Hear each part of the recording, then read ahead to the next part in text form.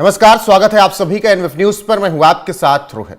वक्फ board संशोधन bill Lok Sabha के बाद राज्यसभा में भी पास हो गया, तो ऐसे में एक बार फिर से देश के कुछ हिस्सों में सीएए एनआरसी वाला माहौल बनाने की कोशिश की जा रही है। यानी ऐसे बयान दिए जा रहे हैं मौलानाओं की तरफ से जिससे देश में बवाल मच जाए। और अब यहां तक धमकी दी जा रही है कि अगर वक्फ संशोधन बिल वापस नहीं लिया गया तो देश में 1947 जैसे हालात बन जाएंगे। मौलाना ने यह धमकी दी है। क्या कुछ कहा है मौलाना ने अपने बयान में, वो आपको बताते हैं। बयान में मौलाना ने कहा, अगर दोबारा इस मुल्क को खूबसूरत बनाना है तो इस कानून को वापस लेना होगा, वरना कहीं ऐसा ना हो कि मुस्लिम सड़कों पर आ जाएं और फिर दोबारा 1947 वाला वाकया दोहराया जाए। इस कानून के विरोध में सिर कटा लेंगे लेकिन झुकाएंगे नहीं। मौलाना ने कहा कि वह इस कानून के लिए पीढ़ियों तक लड़ाई लड़ते रहेंगे। ये बयान आया मौलाना की तरफ से। पंकज जी, आपकी विशेष राय क्या है? 1947 भारत में दोहराने की धमकी दी जा रही है। नहीं, ये जमीयत उलेमाए हिंद अलीगढ़ के जिलाध्यक्ष है और इनका नाम है मुफ्ती अकबर कासमी। मुफ्ती अकबर कासमी साहब धमकी दे रहे हैं कि 1947 दोहरा देंगे, सड़कों पे कत्लेआम कर देंगे। तो मेरी एक ही गुजारिश है कि जब तक बाकी मुसलमान सड़कों पर आए तो शुरुआत आप कर दीजिए। एक बार आ जाइए सड़कों पे, कासमी साहब पहले आप खुद आइए, उसके बाद औकात पता चल जाएगा। आवाज चली गई आपकी। जी जी जी।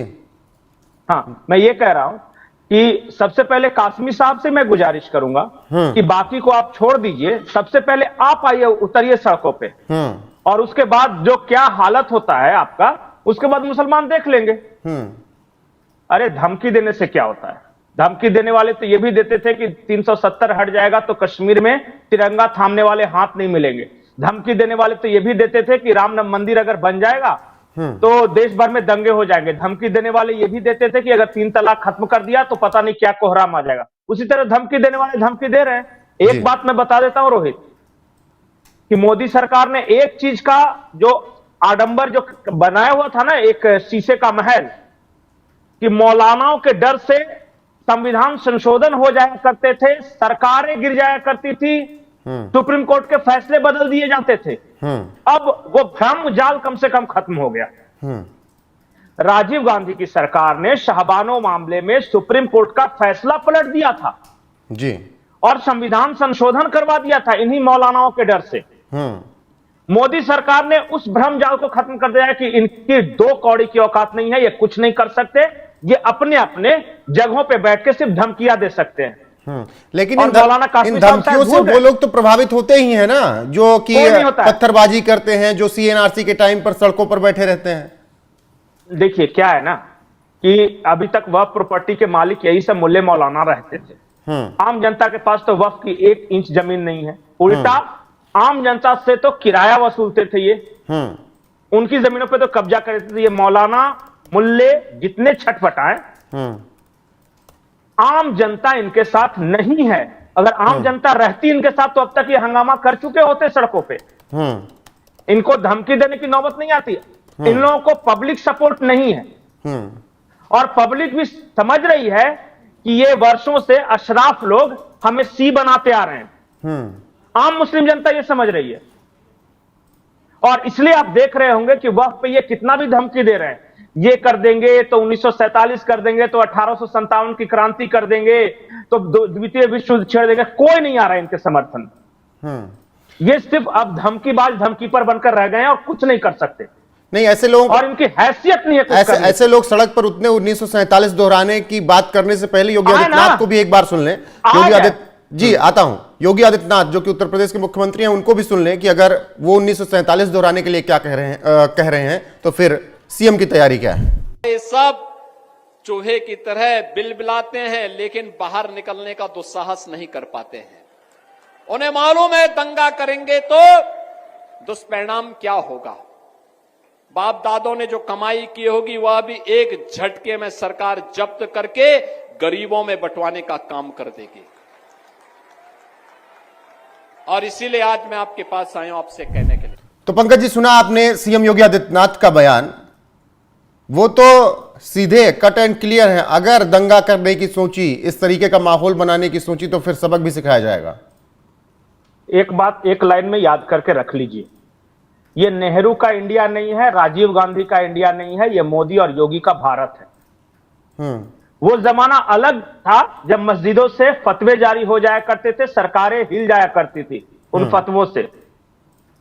अब इनके फतवे को लोग पुंगी बना के इनके पास ही डाल देते हैं, कोई नहीं वैल्यू देता। और यही परिवर्तन है, यही नया इंडिया है। आप समझिए इस बात को। और जितनी जल्दी जिसकी समझ में ये आ जा रहा है, उतने उसके लिए आसान होगा।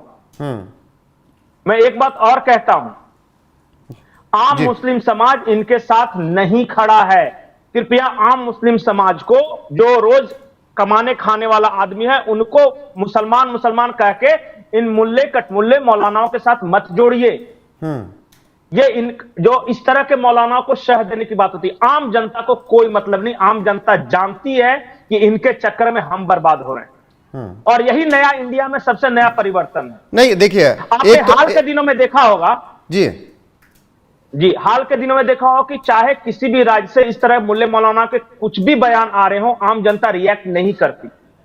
लेकिन देखिए माहौल तो पूरा बन रहा है ना। सदन में ओवैसी बिल फाड़ रहे हैं, यहां पर अलीगढ़ में इस तरीके का माहौल बनाया जा रहा है, देश के कुछ हिस्सों में बवाल हो जा रहा है। प्रयास तो किया जा रहा है ना कि सीए वाला वक्त बनाया जाए। नहीं, एक बात मैं बताऊं, अब की प्रभावी क्यों नहीं हो रहा, मैं ये समझना चाहता हूं। नहीं, मैं इसलिए प्रभावी नहीं हो रहा है कि देश के हर मुसलमान को पता है कि ओवैसी ने 3000 करोड़ की वक्फ की संपत्ति पर कब्जा करके रखा है। हैदराबाद का मैरियट होटल है ना, वो वक्फ की संपत्ति, उस पर जाके कब्जा है, जाके पता कीजिए। हर मुसलमान को पता है कि अकबर अहमद दम्पी, जो कि कांग्रेस का नेता था, उसने उत्तराखंड में के रिजॉर्ट पे कब्जा करके रखा है, जिसको वक्फ की संपत्ति घोषित करवा के रखी है। मैं उदाहरण के साथ बता रहा हूं जी। तो ये आम जनता नहीं समझ रहा है क्या कि ये अकबर अहमद डम्पी, ये ओवैसी अपनी संपत्ति बचाने के लिए लड़ रहे हैं, इनको दूसरे किसी से परवाह नहीं है। एक बात और मैं बताता हूं, महत्वपूर्ण बात है, गौर कीजिएगा। जब शाहबानो प्रकरण आया था तो भारत की संसद ने एक एक्ट पारित किया था, मुस्लिम वुमेन प्रोटेक्शन एक्ट। उस एक्ट में यह कहा गया था कि जिस मुस्लिम महिला के देखरेख के लिए कोई ना हो, मान लिया विधवा हो, यतीम हो, मतलब उस बेचारी को जिंदगी नहीं चल सकता, उसको वक्फ हर महीने एक तय रकम देगा ताकि वो अपनी जिंदगी का गुजारा कर सके। आज तक रिकॉर्ड में उठा के बोल रहा हूं कि एक मुस्लिम महिला को मिला हो तो बता दीजिए। ये हजारों करोड़ों की संपत्ति पर बैठे मुल्ले मौलाना ये शोर मचा रहे हैं, ये हो जाएगा वो हो जाएगा, कुछ नहीं होने वाला, निश्चिंत रहिए। और जिस दिन करने की कोशिश की, 1947 इतना दिल में क्यों भरा हुआ है? एक और देश चाहते हैं लोग। नहीं, 1947 क्या था ना, या फिर 1947 में जाना छूट गए यहां से।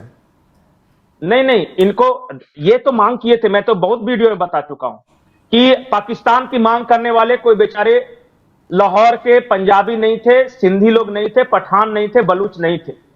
अलग पाकिस्तान की मांग करने वाले ये उत्तर प्रदेश और बिहार के मौलाना थे। और अलीगढ़ मुस्लिम यूनिवर्सिटी उनका सेंटर था, इसलिए जिन्ना ने इसको आयुध डिपो कहा था। आज भी पीछे दिख रहा है, आज भी जो प्रदर्शन हो रहा है तो पीछे दिख रहा है। नहीं, और क्या हुआ कि बेचारे उनको अलग कर दिया, वो सीधे साधे पठान, अफगान लोग, बलूच लोग, उनको अलग पाकिस्तान दे दिया, मर रहे हैं, रोज खप रहे हैं, रो रहे हैं। और ये जो असली शातिर बैठे हुए थे उत्तर प्रदेश और बिहार में आज भी बैठे हुए, असली पिटाई इनकी होनी चाहिए थी, इनको भगाना चाहिए था। सजा बंगालियों को मिली और पठानों को मिली और लाहौरियों को मिली। उन्होंने कभी डिमांड नहीं किया था, कभी नहीं किया था। जब वो नेहरू लियाकत पैक्ट हुआ था तो लियाकत अली इस्लामाबाद या कराची नहीं गए थे, लियाकत अली अलीगढ़ आए थे। और अलीगढ़ के रेलवे स्टेशन से लेकर अलीगढ़ मुस्लिम यूनिवर्सिटी तक उनको कंधे पर बिठा के पूरे शहर की फेरी लगाई गई थी।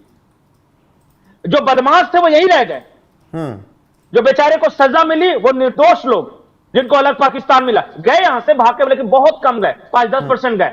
नेहरू और महात्मा गांधी ने इनको दोबारा यही ठहरा लिया कि बाबू 50 साल बाद फिर धमकी देना 1947 का, फिर एक देश ले लेना तुम। नहीं, वही तो हो रहा है ना, ये सच्चाई है। वो तो कहा ही जाता है, जब जब संख्या बढ़ी, जब जब 20% हुए, तब तब इन्होंने अलग देश मांग लिया, अलग टुकड़ा लिया। नहीं, शुरुआत से है। मैं तो बार बोलता हूं, लव कुश में कुश का काबुल था, वो आज भारत के साथ नहीं है। लव का लाहौर था, वो आज भारत के साथ नहीं है। ढाकेश्वरी माता जो हमारे 51 शक्तिपीठ है, उसमें से ढाकेश्वरी माता का शक्तिपीठ है, वो आज हमारे पास नहीं है ढाका।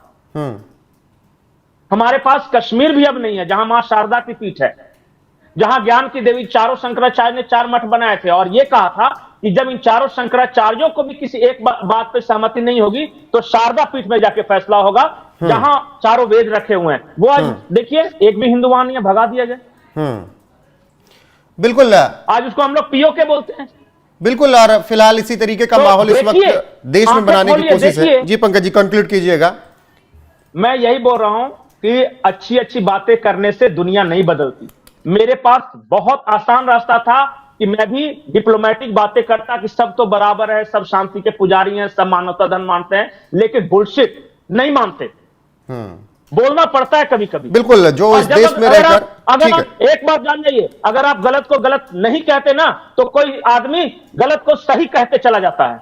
बिल्कुल। फिलहाल देश में एक माहौल बनाने की कोशिश की जा रही है। वक्फ बोर्ड संशोधन बिल जो पास हुआ लोकसभा और राज्यसभा में, उसके बाद अलीगढ़ से जो बयान आए, तस्वीरें आई, कहा जा रहा है कि अगर वापस नहीं लिया गया संशोधन बिल तो 1947 दोहरा दिया जाएगा। मतलब इन लोगों के मन में अभी भी पाकिस्तान लग रहा है कि बसा हुआ है और एक अलग देश चाहते हैं, इसीलिए ऐसे बयान दे रहे हैं। फिलहाल सीएम योगी आदित्यनाथ का भी दूसरी तरफ से बयान है कि अगर जरूरत की ऐसा कुछ भी करने और सोचने की तो फिर क्या हश्र होगा वो उत्तर प्रदेश का इतिहास 2017 से 2025 तक का देख सकते हैं। तो ऐसे में ऐसे मौलानाओं पर आपकी क्या राय है, कमेंट में जरूर बताइएगा। वीडियो को शेयर कीजिएगा, लाइक कीजिएगा, चैनल को सब्सक्राइब करना ना भूलिएगा। बने रहिएगा हमारे साथ। नमस्कार।